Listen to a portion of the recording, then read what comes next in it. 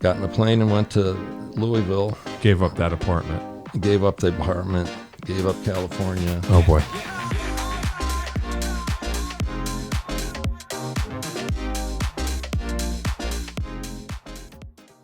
Are you ready? Yes, I'm ready.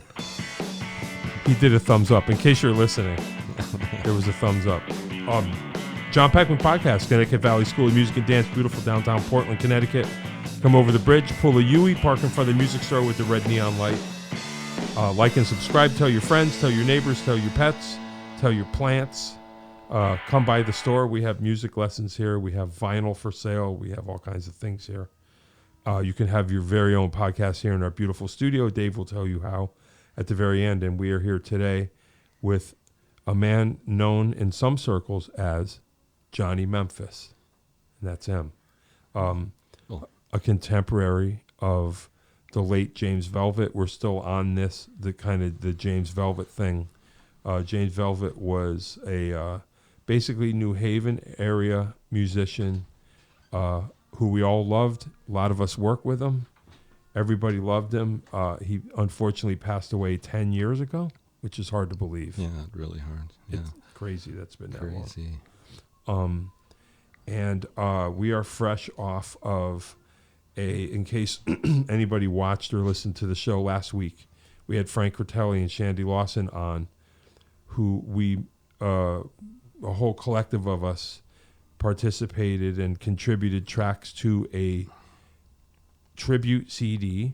And then this Sunday, mere days ago, we had a show at New England Brewing in Woodbury where it was just crawling with people. Woodbridge? Woodbridge. I'm sorry. I always get confused. Woodbridge. If you are misanthropic, that would not have been the place for you because there was tons of people, which was great. I'm borderline, so there was just enough people that it was cool. But it was nice to see everybody. A lot of folks who contributed to the album performed in various different combinations. And I think if you wanted to think about, correct me if I'm wrong, but if you think about James Velvet as the center of the tree, you are one of the closest rings, wouldn't you say? I'd say, yeah.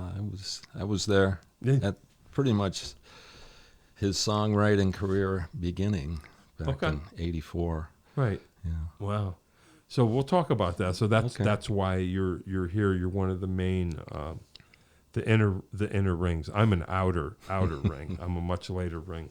So do you want to tell us about yourself and your own musical beginnings and then how they intersect with James? Yeah, I was thinking about that the other day. How did we intersect? Yeah. And I couldn't really pin it down to an actual moment or whatever. But let's see, where did I get to? The East Coast. I was in a band touring out of Louisville back in the late 70s. Oh, wow. It was called the Juggernaut Jug Band. Okay. And that's where you're from? No, I'm from Wisconsin. Oh, wow. Yeah. Okay. So Wisconsin, of course, 60s garage band. Sure. Become a big hero in town. Guitar, yes. Okay. Singing. And, of course, we had the cool front man, and we played, Sure. That's how you get hooked on it. Right. Doing the thing. Doing the thing, right. And my folks, they thought, well, a lot of people have hobbies and play music as a hobby. Sure. I said, oh, okay. But anyway, garage bands, evolved rock and roll totally. I became a huge fan of soul music back in the early 60s. And, of course, we had to incorporate that into our little bands and started playing the real good gigs. Yeah. Sororities, in Wisconsin, fraternities, still, yeah. Milwaukee, Marquette University, UWM and stuff, and made the big move to playing the frats up at the University of Wisconsin in Madison, which was sort of how Steve Miller got started. Oh. He played those same places we did. Oh, wow. Yeah. Wow. Anyway, so we had a decent band, and three of us, bass player who was the singer, myself, a guitar player, and a drummer, we were all going to transfer to the University of Wisconsin and make it big up there. And of course, the bass player decided, no, I'm going to Florida. So, oh boy, we got stuck up there, and I was kind of in the desert for music for a while. Yeah. You know, nothing to do. Decided to, you know, be a good student, and graduate, and all that stuff, and you know, like your parents wanted you to. Exactly, exactly. Well, you know, they weren't wrong, I guess. no, actually, it kind of worked out weirdly in that direction. But anyway, it was pre-med, blah blah blah. Because Dad was a doctor, I was the firstborn. And oh wow! I had two choices: I could be a priest or I could be a doctor, sort of, you know. Sure. And music could only be a hobby. Right. Yeah. Well, yeah. So again, they weren't wrong. Yeah. So I didn't go to med school. Whoa. No. I said no, I can't do that. So I wound up moving back to where kind of I grew up, and actually lived with my folks for a little while, which was terrible. And then, you know, got my own place, found some buddies that I'd gone to school with, and then ran into people playing music, you know. So, of course, we had to oh boy, get into another band, yeah. You know. And that was kind of how I got back into it. But moved back to eventually to Madison and got hooked up with these brothers, good singers. We formed a trio. At that time, swing music was pretty hot. Oh, wow. And this is when? In 74, wow. 75. Wow. Yeah. So that's weird. In 74. Like, what's their name? Like Commander Cody kind of thing? Yeah, a little bit. You know, we did Texas swing. Okay. Wow. But we did the straight ahead stuff. We did like Django Reinhardt, Stephen Grappelli. I was playing violin at that point as well as guitar. So we, you know, faked our way into doing that. Yeah. And Monty, one of the guys, had been in San Francisco and moved to, you know, where we were in Madison, and it was big out there, San Francisco, you know, in the Bay Area, that kind of music. So we sort of imported it to good old Madtown, Wisconsin. Well, I didn't realize there was like a swing thing then. Yeah. Wow. Yeah. No, that's kind of cool. And I was pretty good at picking stuff off records, so we just dove right into all these harmony groups from the 30s, 40s. Wow. Did their stuff. Yeah. You know, we did pretty well. We were pretty successful. Did some recordings out there and whatever. So that, of course, bands always break up. So people didn't get along, so I pulled myself and the stand-up bass player and a guy that had been around he was from Ned. He was from San Francisco, and he was a great guitar player. And so we hooked up. We got a 4-piece and moved west. Oh. Wound up in the Bay Area playing. Oh, cool. Following Steve Miller again. Well, yeah, maybe. Yeah, Except the different music, right? Yeah. Yeah, so we wound up playing on the street out there and doing well, and we got gigs, and we became sort of hip. We played like the Keystones. There's a couple of them, big clubs, and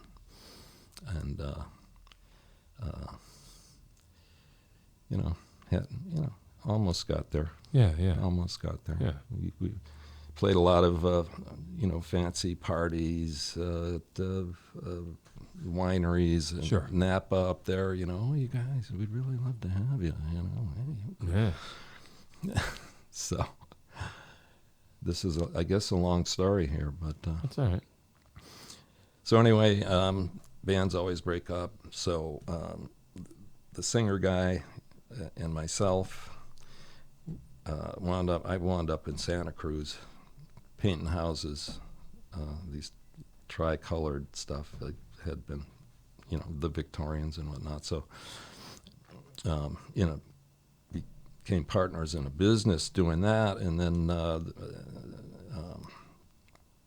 we hooked up with a gal from Santa Cruz who could sing really well and play flute. So we did a trio, and then of course it all started happening again. We started playing in San Jose and in, you know, Los Gatos and whatever out there, and then of course she had to get pregnant. Oh boy. And then, you know, and then my friend, the bass player, he moved to the Midwest and was touring, and kept in touch. So, you know, here I was in Santa Cruz, you know, I had a great apartment, sliding glass doors, the first floor, 3 blocks from the ocean. Nice. Could hear the waves and everything else. And then, of course, the painting company that I was in, I was partners with this guy, wound up painting this beautiful mansion in Salinas, palm trees leading up to it, Sure. you know, in 1890s, stables, the whole 9 Yeah, yards. yeah. We painted it because that became the set for East of Eden, Sure. TV, you know, Yeah, miniseries, right. TV series. That's So Steinbeck country out there. absolutely. And so I managed it. I hired my buddy Joe, the biker. He was ex-con, but great worker.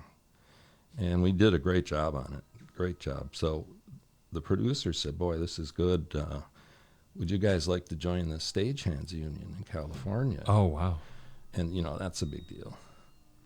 And at the same time, I'm thinking, you know, I got to do something. I don't know if I can. Yeah, right. If I dive in here, you know, who knows? At the same time, my friend, the bass player who was touring out in the Midwest, called me and said, oh, there's this cool band out of Louisville. They're called the Juggernaut Jug Band. They tour all over the East Coast and stuff. And they need a bass player. Oh, wow. You're like, well, the violin has 4 strings. Maybe I can figure it out. I'm thinking that way. Yeah, right. Well, I had hooked up with these guys in Santa Cruz. They were 2 brothers that grew up in Ecuador, and they're big. They needed a bass player, and they had a drummer. This Mexican guy was great, and their deal was they were going to take a 4-piece and move to South America to Ecuador, and their big deal was we're going to play in Rio for Carnival. Oh, okay. So we have a deadline. Big dreams, you know, the whole thing. Well, of course, that didn't work out either. So. Oh boy. So anyway, well, I hooked up with the Juggernaut Jug Band, and I said, well, you know, I can play bass to a certain extent, Sure. You know. And he said, I'll fly out here, you know, just bring your bass and come on out. So I had to get to the local bargain newspaper because I didn't really have and I found this nice, it was kind of beat, but, you know, 65 jazz bass. Bought it from these people and got in a plane and went to Louisville. Gave up that apartment. Gave up the apartment, gave up California. Oh boy. Took a chance on, you know, a new musical life. Wow. That was around 78, 79. Had you ever even been to Kentucky? Pass through. Wow. Yeah. Back there, pass through, you know. Yeah, Kentucky. yeah. But these guys were great. Hey, that's it cool. Was absolute riot playing with these guys. A couple of good old boys from Kentucky, but also they knew. They were just smart as hell, these guys. Good musicians. So that band toured around we did colleges and clubs in D.C. and whatever. But the New Haven connection came in the form of the 10 Years Late Jug Band. 10 Years Late it was called then. Peter Menta, Howie Horn, those guys. They came. We played a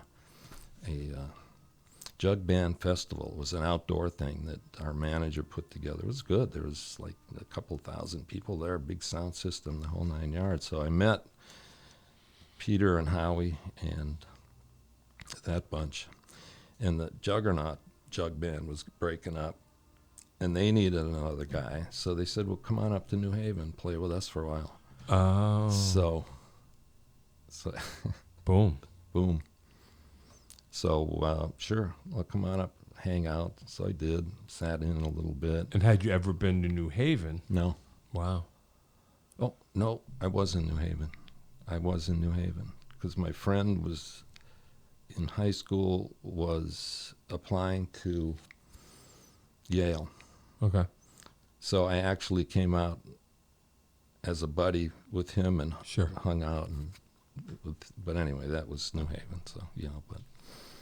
So that's how I got to New Haven, and then stayed in New Haven. And that would have been what year?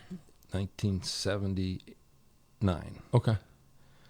And James Velvet had hooked up as sort of a stage manager type with the 10 Years Late guys, because they were shticky and funny and all of still are, and that's how I ran across James initially. So then playing around, we just tangentially, here sure. and there. That was the James connection that way. And my wife worked in restaurants and became really good friends with Nancy Lee. Okay. So there was a budding little... Yeah. And anyway, when I you got married while you were in New Haven? Mm-hmm. Oh, wow. Yeah. Cool. 85. So that kind of worked out. New Haven worked out for you. Yeah. I've got 3 kids now. Hey, that's cool. Yeah. But, I went to grad school anyway. I got through that, and that was 84. And then there was James again. He said, yeah, right. Johnny, come on over sometime, and Nancy Lee, and went over to their apartment and let's play some tunes and whatnot. So that's where he was just starting to write. He had done some with Andy Gundel with right. in the High Tops. Yeah. But so that's kind of where it started for him. Yeah, I think so. Okay. I think so. But we wrote a couple. We did a couple of tunes that we co-wrote. One was Me and My Girl, and then When We Dance. And so you were there, like you say, right at the beginning of kind of the James Velvet musical. Yeah. We actually, we had, we formed a cover group with James and myself. Just the two of us. He on bass, I'm playing guitar. We sang. You'll appreciate the rhythm section was a hi-hat that I played. Yeah, sure. Even mic'd it. Yeah. Yeah, that works. That worked fine. Yeah. People were just starting to get into, the drum machines and stuff, which neither one of us liked. We just, if we're going to do that, we want... Sure. Cymbal sound or something. So anyway, the Radiators, that was fun. We did a lot there. James was a bass player. Mm-hmm. Wow. Yeah. Is that how he started music, as a bass player, or just out of necessity? Well, I think he played bass in a group early on. This must have been after college, or after high school, sort of. I think there was some movement to New York, and they tried to do stuff down there or whatever. But I think that's where he played bass. Okay. Yeah, because it seems like even back then, It doesn't seem like anybody aspires to play bass. They just end up playing bass. Is that? Do you think is that fair to say? I think that's fair to say. Right? Yeah. We found in a high school band that the worst. We tried out guys. Oh yeah, I can play bass. But they're always guitar players that think they can play bass. Right. Sure. But Brian Bucher, I still remember his name. He just loved to play bass, and he was straight ahead. You could hear the bass parts and stuff, and so he was really good. Hey, that's cool. Yeah, he was not, a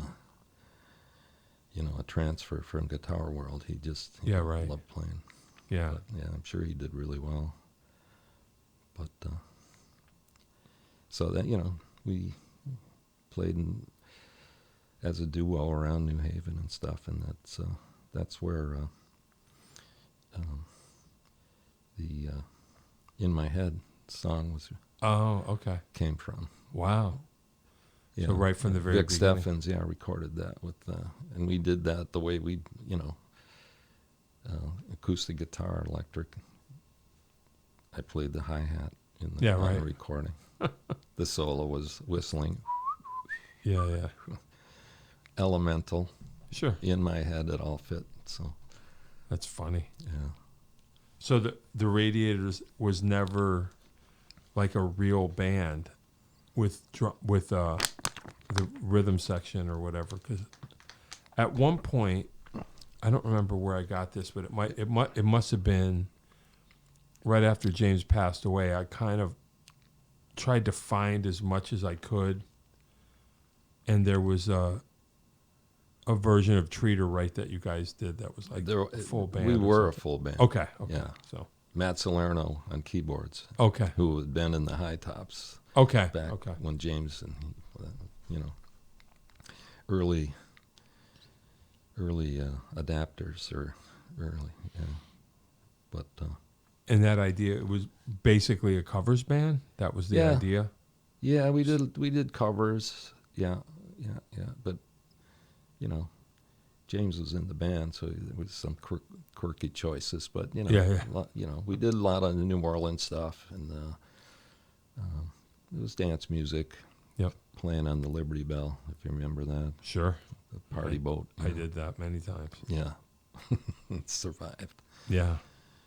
Pep the bartender down below throwing Jack Daniels at you.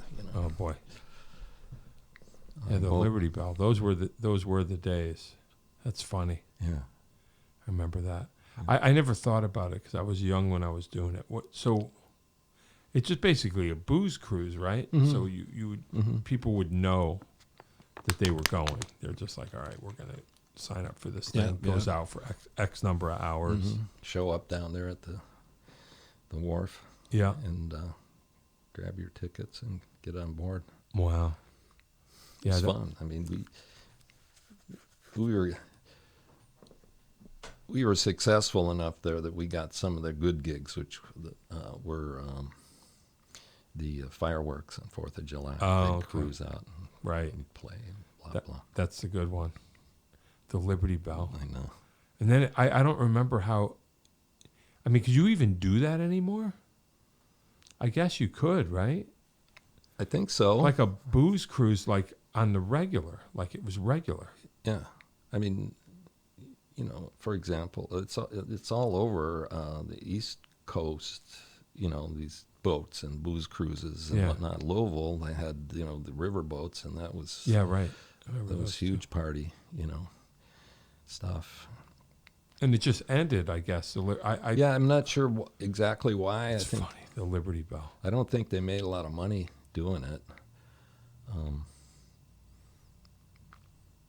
Plus it was a boat, and there were rules. Yeah. A bunch of drunken people on a boat, Yeah, that's what I mean. That's got to be tough. Yeah. I can't imagine the liability insurance you'd need. Yeah.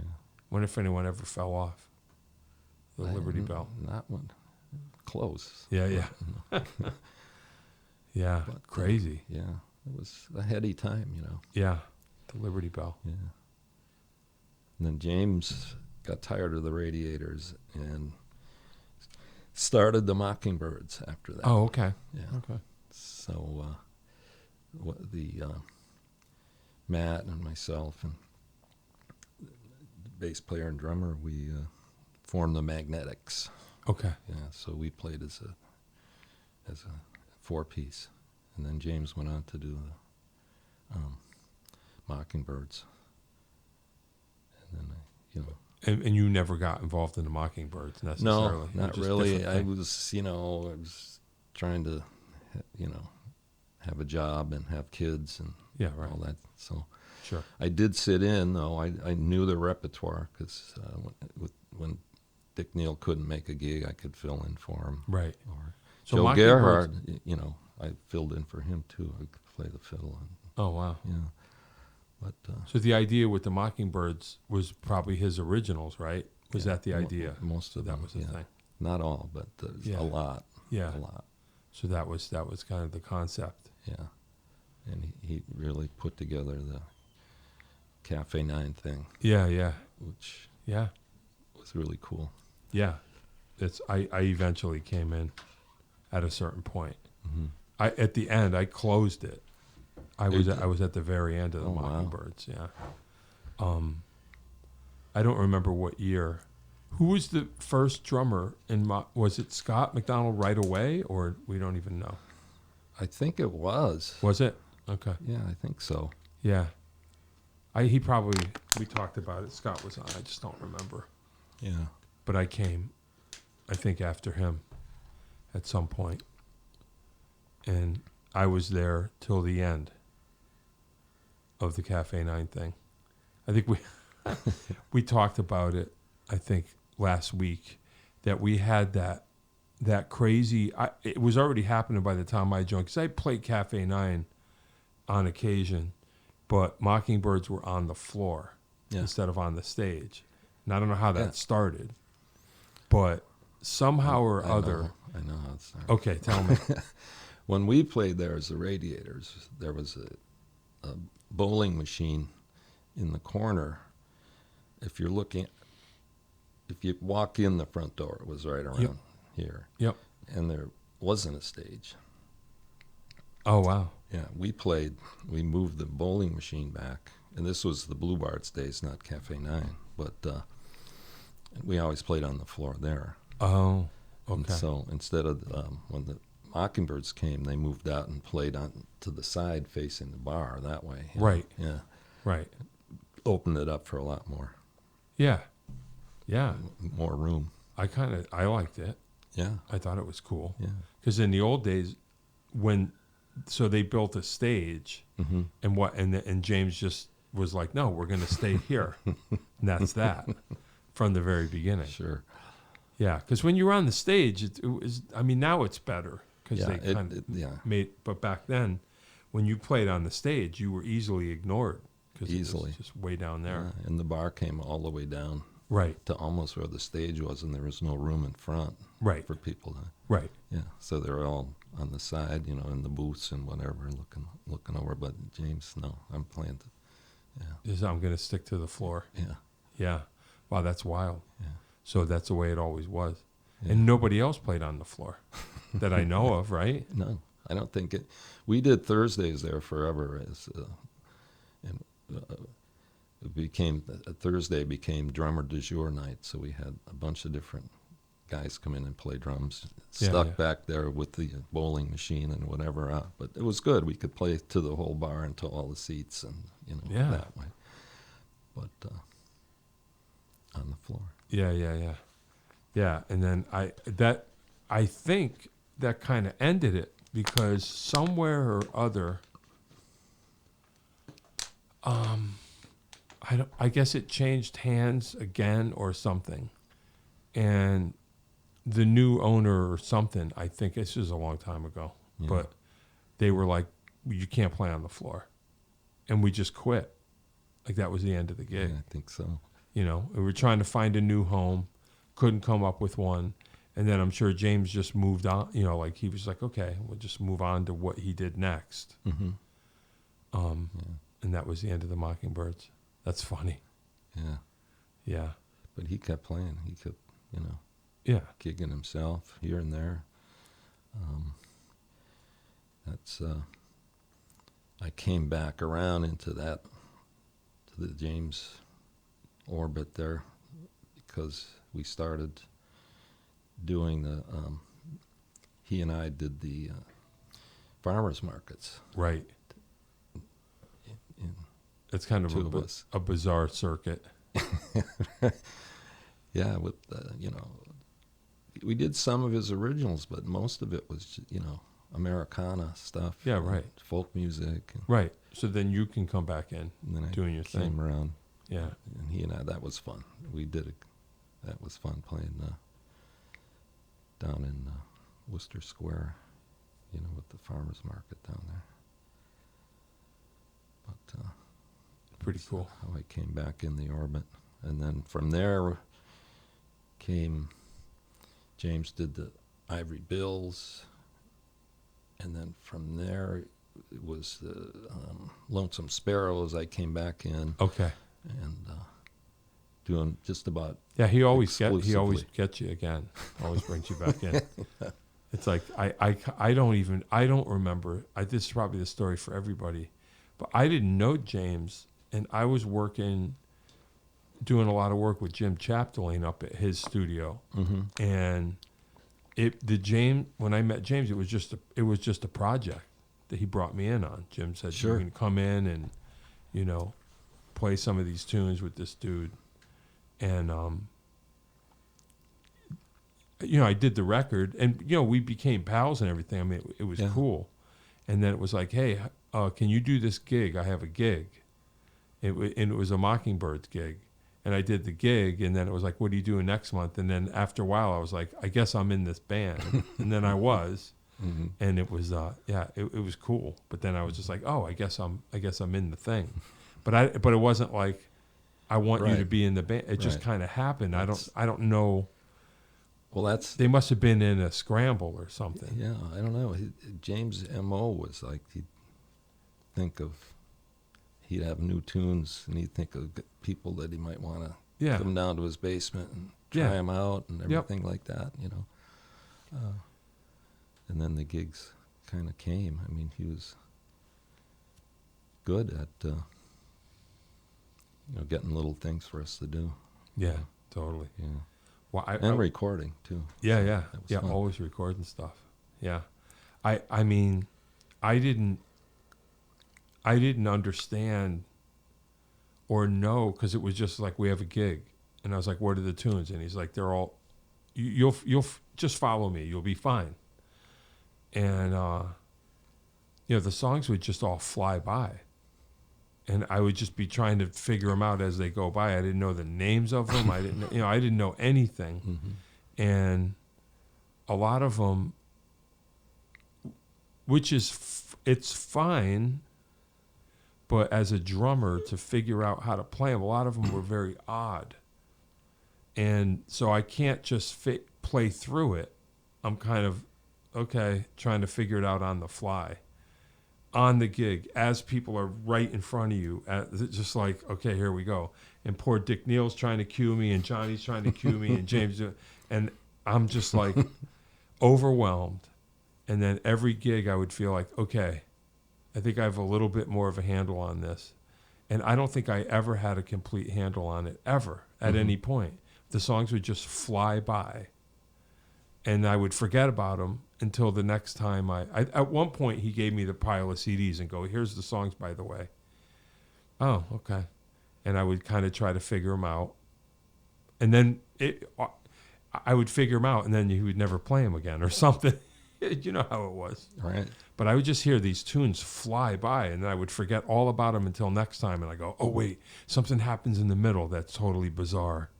And I would almost figure them out. And that was it. Yeah. It was fun, though. I mean, I liked the challenge. Oh, yeah. You know? Johnny and I joke about James would, he didn't score anything in music. Sure. I think so. We'd go down to his basement and run through this stuff, and he would actually, we could record it a little bit on, maybe a little cassette player or something. But and he kind of expected us to I mean, he wasn't a taskmaster. Right. But fortunately, I had a lot of ideas, and I never really rehearsed them. Neither did Johnny. Oh, boy. We would just show up in the basement, and we'd throw this stuff out, and then he'd like it. And then, okay, we'll do it that way. Yeah, all right. So it was kind of organic. But So you could kind of guide it into some sort of symmetry, maybe, possibly. Yeah. Well, that's all right. It is challenging, though, as a drummer. Oh, as a drummer, absolutely.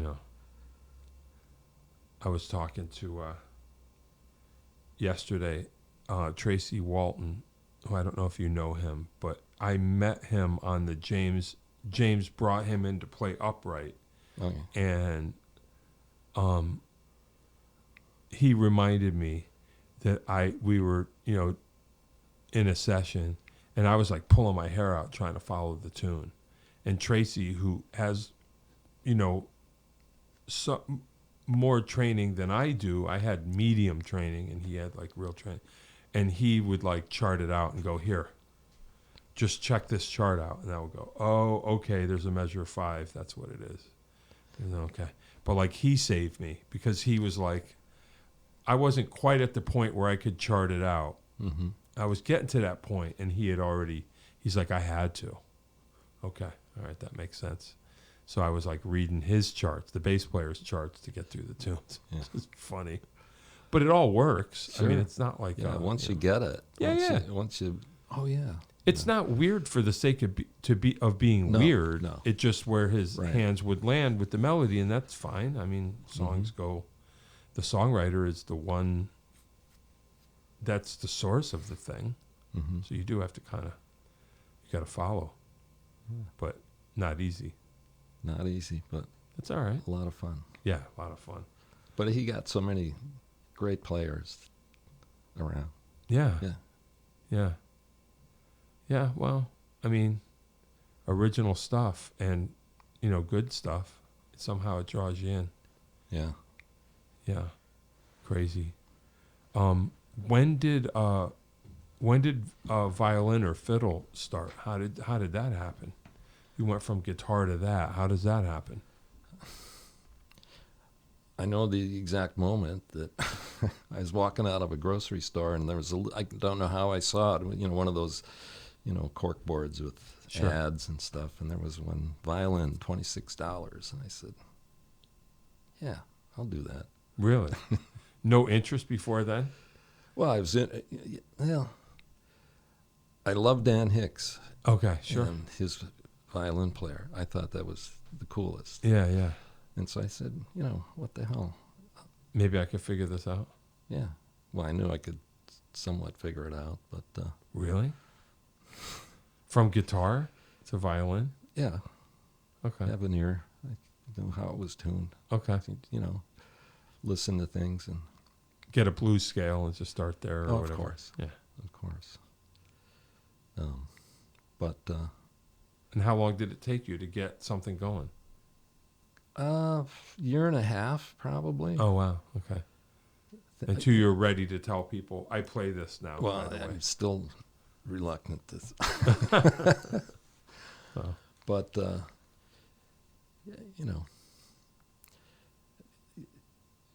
playing the violin, especially on the electric violin, is like monkeys and snakes sometimes with guitar players. They don't like it. I don't know what you mean. Well, a lot of lead, in quotes, type players. Sure. They can't handle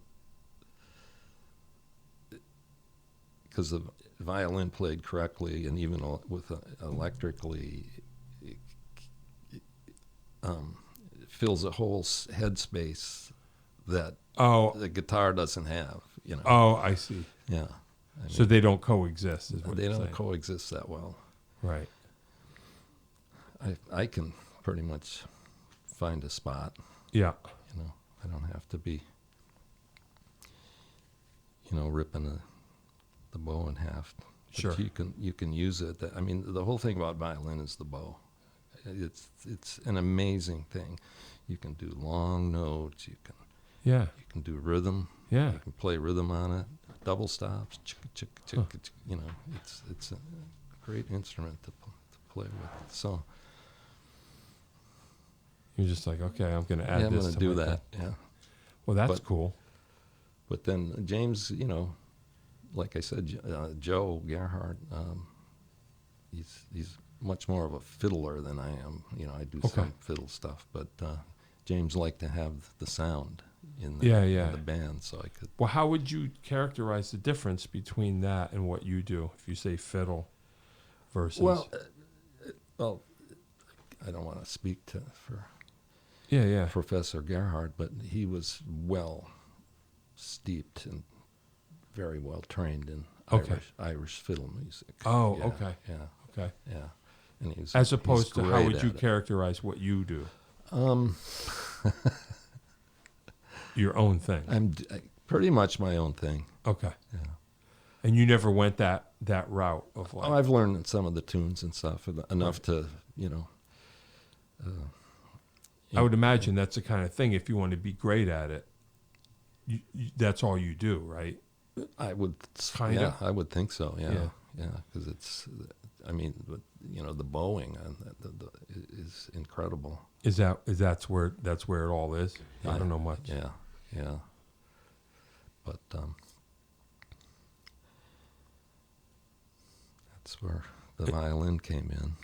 And you would characterize your violin playing as less as that fiddle and more of like. Yeah. Well, I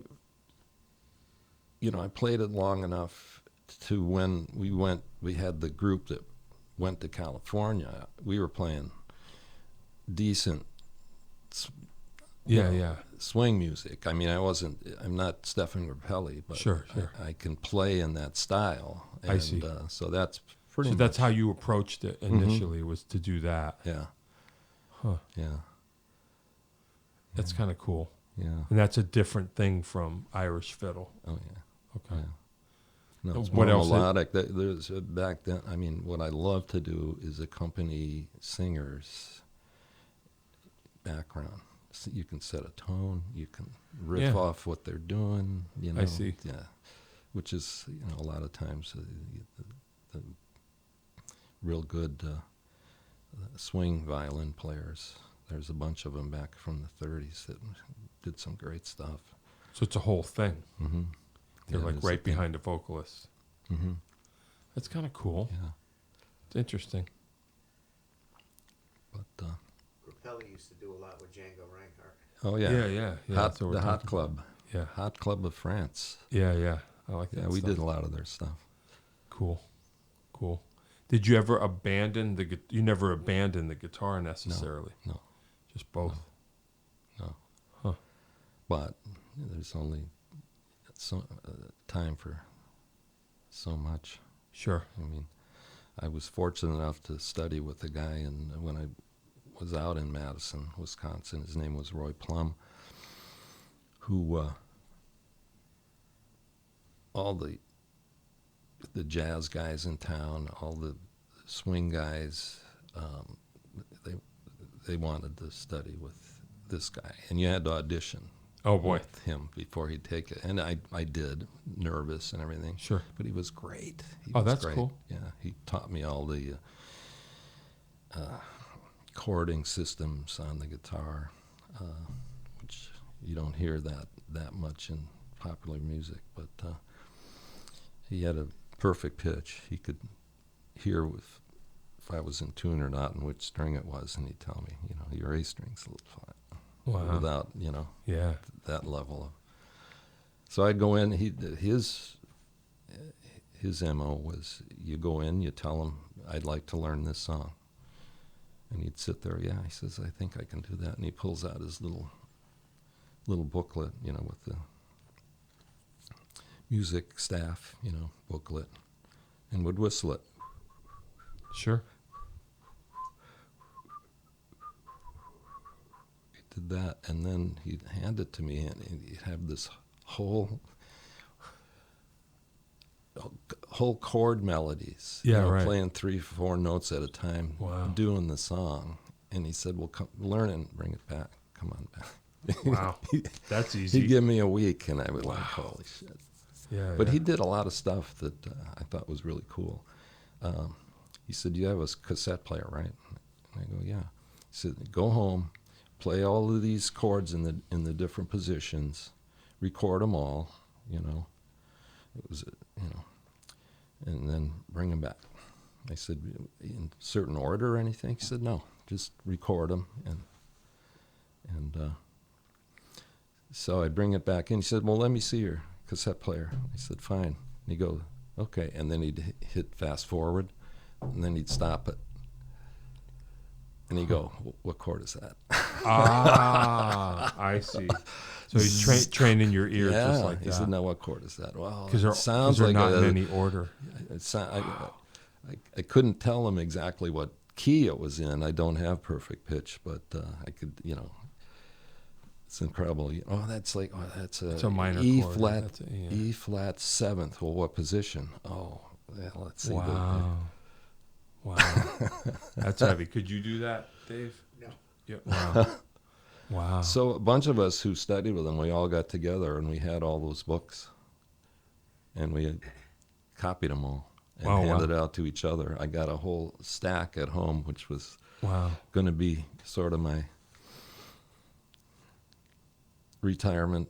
Yeah, right. On the front porch, playing all that stuff, but I haven't quite gotten there yet. Yeah. Well, that's wild. Yeah. That's pretty wild. Yeah. Yeah. Yeah, that's a cool trick. I never heard that one before. Wow. Crazy. It's crazy. So how, Johnny Memphis, how? James must have given you that name. Yeah, that was 84 after I got through with school and, hanging out in his Willow Street apartment, just doing some covers and things. And, we wrote a couple of tunes and whatnot, and we would sit around and drink a little scotch and whatever. And he said, "Johnny," I said, "What?" He said, "I'm James Velvet now." Right. He actually legally changed his middle name to Velvet. Oh, wow. Okay. And why? He wanted a persona. Yeah. He's a stagey guy. Oh, yeah. He wanted a persona, so it was James Velvet. And then he knew I was a big, soul music fan, Memphis soul music. He goes, "You're Johnny Memphis." Oh, wow. Okay, James Velvet and Johnny Memphis, the Radiators. That's funny. Yeah. Yeah. It kind of works. Yeah. And you were like, all right, I'll go with that. Yeah, I'll go with that. Why not? It was fun. It was great. Yeah. Yeah. Imagine that. Yin and yang. Yeah, huh? Yeah, I never got a name. I didn't get a name like that. That's okay. Isn't there a James song? I got a name? No, I got a shirt. I got a shirt, yeah. Yeah. So what did you think of the wingding? You get everything Loved done? it. Yeah. Loved it. Yeah. Loved it. Yeah. People played their what's off. Yeah. It's great. Yeah, it was definitely cool. Definitely cool. Pretty tight too. Yeah, right? Surprised, yeah. Yeah. Yeah. No, they got it done. Done. Sure, but the musicianship was good and yeah. Camaraderie. Yeah. Well, I think everybody was on the same page as far as like why and what we're doing. So everyone's helping each other to kind of get it together. And the different versions of the songs were. Yeah, right. It's funny how the Sawtells would come up with John Alley, which I thought was great. Yeah. But Yeah, I guess you just never know. You don't know.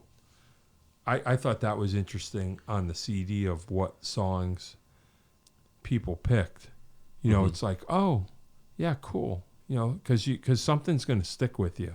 Mm-hmm. I like a lot of I like a lot of James's tunes. In the end, like I kind of put them all together and went through them. Unfortunately, like after he passed, I did a lot of listening, and I kind of like, okay. It's impossible to take it all in, but I kind of figured out like I like this and this and this. Mm-hmm. And it's just interesting to know how people arrived at which ones they arrived at, because I know it. My only one, the one I did was just the most symmetrical one that I remembered. That was guitar bass, and I was like, I could probably, because when the word went out that there might be a CD, me and my friend Tom just banged it out. I was like, I want to do this tune because it's pretty straightforward. It wouldn't take much because my friend didn't know the tune. I said, you can learn this, and we just banged it right out. And I was like, this will work because there's not. It was the most straightforward one of the bunch. Who was that, Izzo? What? Yeah, with Tom Izzo, yeah. Okay. Yeah, and we just did that right away. Like, I just claimed that. I was like, I'm going to do this one right now, and just boom. Yeah. And then just told Shandy, nobody else can do that tune. It's mine. Yeah. And that was before the pandemic. Like, we didn't even know there was. I just heard that there might be a thing, and I was like, let me just do this one. And you did the original one, the first one you guys wrote, right. You said, from way back in the day. Yeah, that was funny. Yeah, we it was a good choice because it's relatively simple. Yeah, and you could play it with almost anyone. Sure. Yeah, and we went up to Tom Boudreau's studio and did it up there, and I think we 2 takes we had. Pretty much had it down. We just did 2 more just to add some stuff. So 4 takes. Sure. That's it. Yeah. I haven't heard the CD. Oh, really? No. It's pretty cool. I don't even have one. So oh, wow. I'm going to have to find one. The only reason I got one is because they were here. And they're like, oh, hey. So I ended up with one. It's pretty cool. I've heard cool. that, yeah. Yeah. Well, Shandy wanted to get together at the Playwright and before and Shandy and Frank and hand us the CDs and stuff, but we just couldn't get our schedules together for that. So yeah, it's pretty cool. We'll get one. We did get one rehearsal in. So yeah, us too. We did one. We did one. But pretty cool. It was funny going at rehearsal because Johnny Java, he's got encyclopedic knowledge of just about all of James's tunes. Yeah, right. And he was going through and he goes, what about this? What about Plain Jane? What about, Yeah. This, that, there must have been 20 songs that we all loved. Yeah. So we're thinking, maybe we should, do we have time to? Yeah, totally. Do it again, But who knows? Yeah. Maybe not, Yeah. Who knows?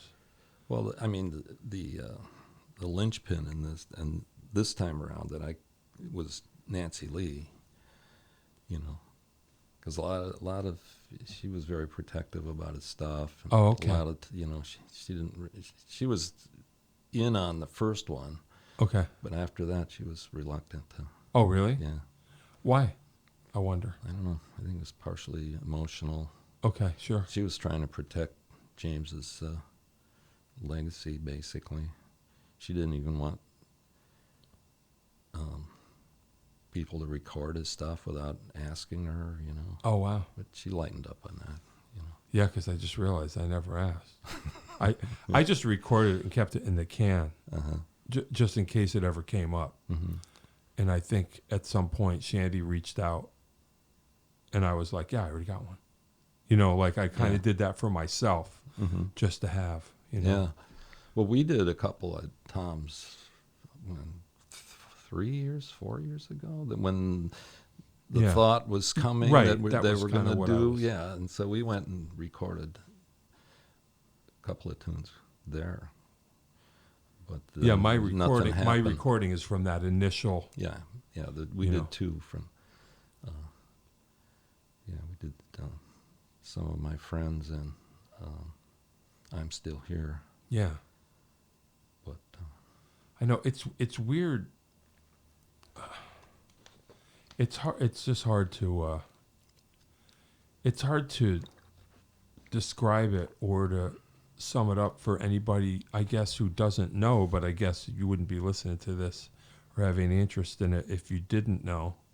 You kind of already know. But it is kind of. It's so rare that we would know somebody who would be able to write for that long about their life, like his life is in there. Yeah, exactly. Through all of these different directions is pretty rare. Who would write that much? Yeah. You know, just because that just was the way he expressed himself. Yeah.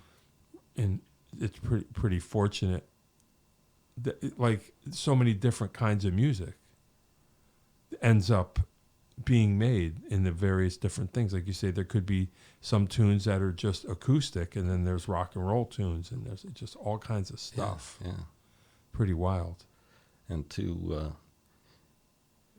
with James as the focal point there, with all the musicians around him just expanding, this universe of, how many people, and it's like a whole scene now. I mean, look at how many people were at the party. That's what I was trying to explain to my wife. Yeah. She was like, because she liked James. I mean, she was there, but she didn't really understand the context. And she's like, so these are all his songs? Like everybody's playing his songs, and I'm like, yeah, that's kind of the thing. And like this can go on all day, and it's that many. Yeah, and we can do this all day, day after day, if we wanted to. So that's pretty rare. Yeah, I mean, plus his side things, Yeah, right. The local band show, 28 years. Crazy. You know, how much stuff. He made the scene as far as I knew. Yeah. Yeah. Yeah. Yeah. Yeah. It's definitely a drag that he's not around for sure. Yeah. Well, he had to get that surgery. He couldn't. I played his last. Is that right? He and I played. It was like we played downtown at the what's the little Whereabouts? high school or something. It's I don't remember. No, but it was they had it was like an indoor farmers market. Okay. Downtown, and they had music on. I think it was Sundays. Yeah. But we did our outdoor farmers market sort of thing, and he couldn't. He said, "Johnny, what do you think?" I said, "You can't." I was carrying his guitar for him. He could only walk a certain, Oh, he no. says, should I do this? I said, "You know what? Got to do it." Oh boy. But All right. Yeah, we So don't need good. to talk about that. yeah. Yeah. We're getting towards the end. Is there anything you want to talk about that we did not, that you want to leave with, kinda, before I ask a couple of ending questions? No, I don't think so. I think we've covered a ton here, Still playing music, still doing something, Yeah. kinda? Yeah. Well, I'm in the Blue Lights. Peter meant, or Peter. Washboard Slim and the Blue Lights. So it's like We full still circle. You're You're right. Exactly. Yeah. Howie and Peter. That's how I started. It's funny.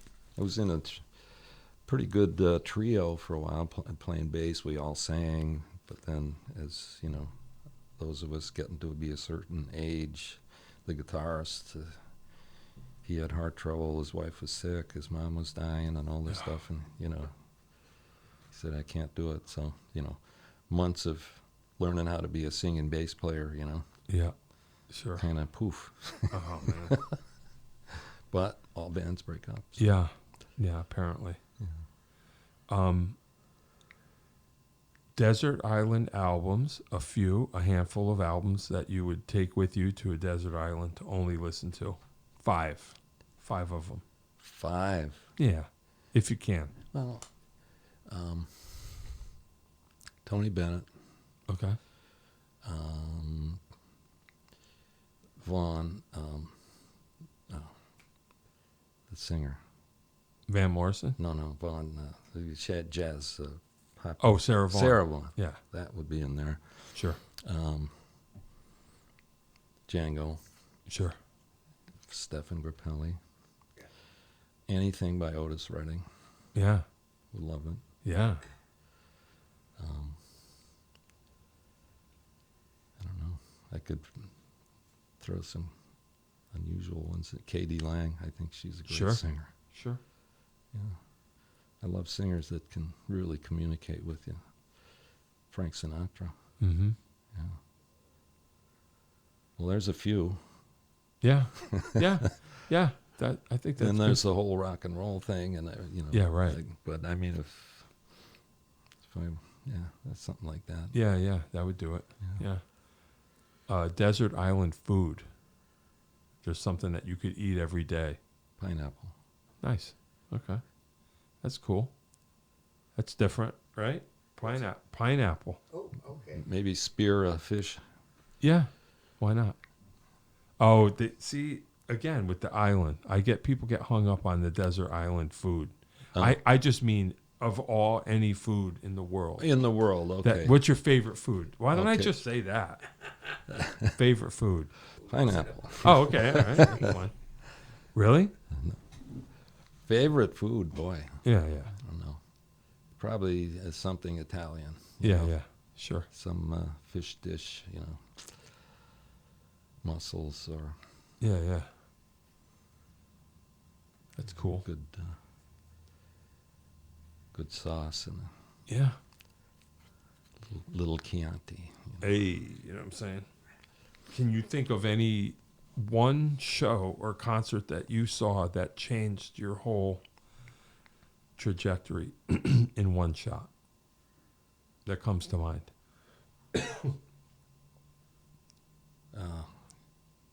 Or not. Yeah, it's in there. Yeah. I saw the Doors live in 66, Wow. 65, and not that I aspire to be Jim Morrison, Sure. but to see the crowd, he just had them. Oh, wow. Okay. Now I have the real one, though. Oh, okay. This is it. This was not, now that it bubbled up. Yeah, sure. Age 16, my friend, and we loved like soul music. Yeah. My buddy Jim Sweeney, James Brown. Oh, We wow. were like The king of them two all. little blonde white yeah. boys, 16-year-olds that got into the Milwaukee Auditorium to see James Brown. It was unbelievable. Yeah. The whole thing was, I can't the even cape, Yeah. the whole, the dance, the band, All of it. the singers, we did it twice. Yeah. It was unbelievable. Yeah, that's wild. Yeah. I can imagine. All right, well, that could do it. Okay. You don't have anything else to add? Nope. Pretty I much. don't think so. Okay. All right.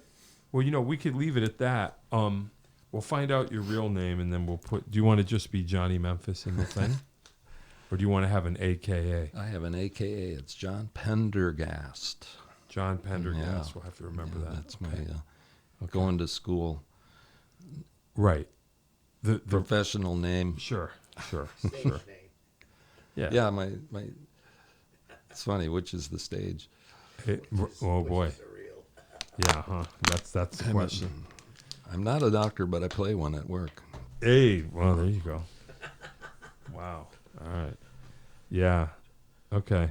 Yeah. Don't pretend to be a doctor. Don't. Whatever you do, don't do that. No. All right. Well, No. I appreciate you coming. Yeah, this was fun.